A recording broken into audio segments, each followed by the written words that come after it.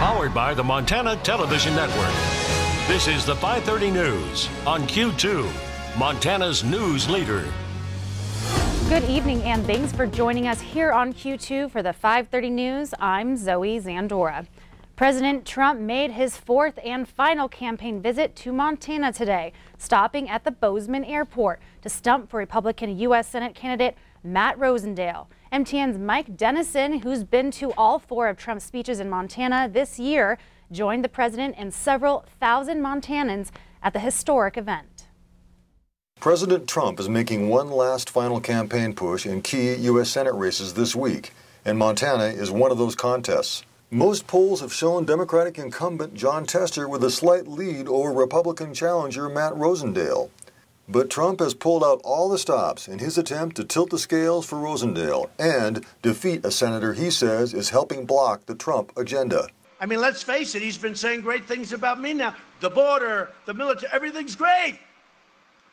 But you know what? On Wednesday, the day after the election, he'll be saying the opposite. He won't even be saying. He'll just raise his hand. No, no, no. Rosendale also briefly took the stage Saturday and slammed Tester over one of the Democrats' signature issues, improving veterans' health care. Jon Tester has had 12 years to fix the problems for the Veterans Administration, and he has failed us. We do not have proper staffing at our facilities. Veterans face long wait times. They can't see the doctors. But in Trump's speech later on, the president praised a pair of bills co-written by Tester to improve veterans' care and accountability at the VA. Trump also took a shot at Montana's Democratic House candidate, Kathleen Williams, who is challenging Republican Congressman Greg Gianforte. And Greg's opponent, Kathleen Williams, is a left-wing radical. I don't get it. What's going on in Montana? What's happening here? But truly a left-wing radical who wants to massively raise your taxes and eliminate your borders. The president on Saturday made a specific appeal to women voters, saying they should like his hardline stance on border security. And border security is also very much a woman's issue. You know, 2 years ago, the fake news media was saying, I don't know if this Trump is going to do well with the women. He also said Democrats want to abolish immigration enforcement and turn America into giant sanctuary cities for criminal gang members. His main message, if you elect Democrats, everything starts going downhill. This election will decide whether we build on the extraordinary prosperity that we've achieved or whether we let the radical Democrats take control of Congress and take a giant wrecking ball. We didn't hear much that we hadn't heard before from President Trump in his record fourth visit to Montana. But will it achieve the outcome that the president seeks in Montana's key races? We'll find out in 3 short days. Reporting from Bozeman, Mike Dennison, MTN News. Thank you, Mike. And President Trump was in and out of Montana today within 2 hours. And his next stop today, Florida, where he is joined by Vice President Mike Pence, who will be back here in Montana on Monday. In other 2018 campaign news, Montana State University professor Dr. David Parker and representatives from both Jon Tester and Kathleen Williams campaigns were in studio with us earlier today to give us their reactions on President Trump's speech from this afternoon. For the first 15-20 minutes, I thought it was really good, and here's why. Because he was focusing on some really powerful accomplishments the administration has had. I mean, you can't refute the economic news, you can't refute the job growth, you can't really refute consumer satisfaction. Yeah, you can quibble with the wage growth a little bit because there's been a rise of inflation. And when he was on that, you know, I thought it was very good. And he sounded very much like Dick Cheney did in 2006 when he came here. But then when he started, remember, I believe the president is politically savvy. He's not stupid like some people think he is.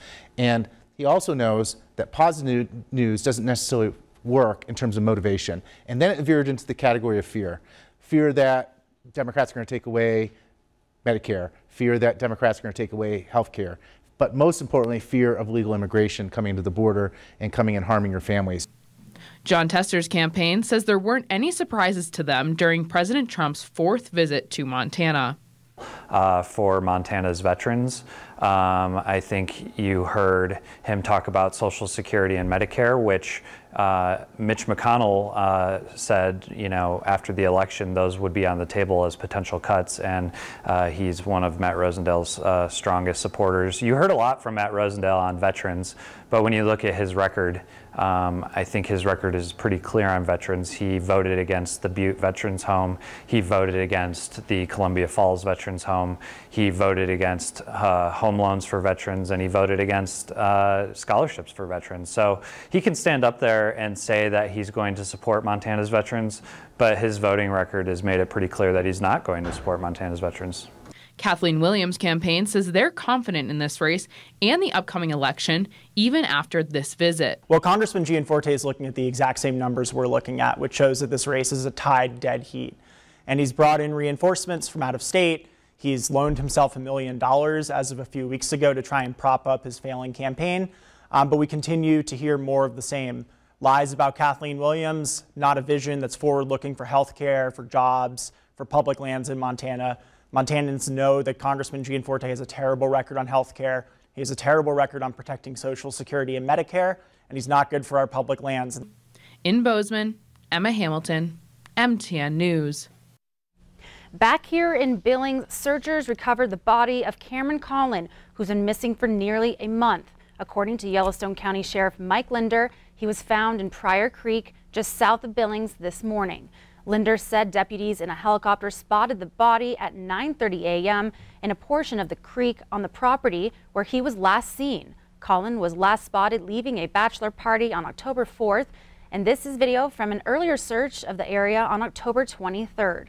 MTN spoke with Cameron's sister, Julia Collin, in October, and she said she had heard from multiple people that her brother may not have been feeling well, and that could have been the reason he ended up separated from the group. Investigators have not seen evidence of foul play. Linder did say that an autopsy will be performed on Monday to determine the cause of death. In other news today, a 34-year-old Billings woman crashed her car into a house this afternoon. This all started with a reckless driving call to the 500 block of Lewis Avenue. The woman was driving a black Chevy Suburban eastbound on Lewis Avenue and was called in for reckless driving just moments before she crashed into the house. Sergeant Cagle with the Billings Police Department said a car in the oncoming lane had to swerve out of the way to avoid the reckless driver. She continued eastbound on Lewis until a witness said she suddenly swerved into the front yard of 144 Lewis Avenue, hitting the residence and disconnecting a fire hydrant. Minimal damage was done to the house and no one was injured in the crash. The driver of the Suburban was taken to a Billings hospital, but alcohol is a suspected factor in this crash.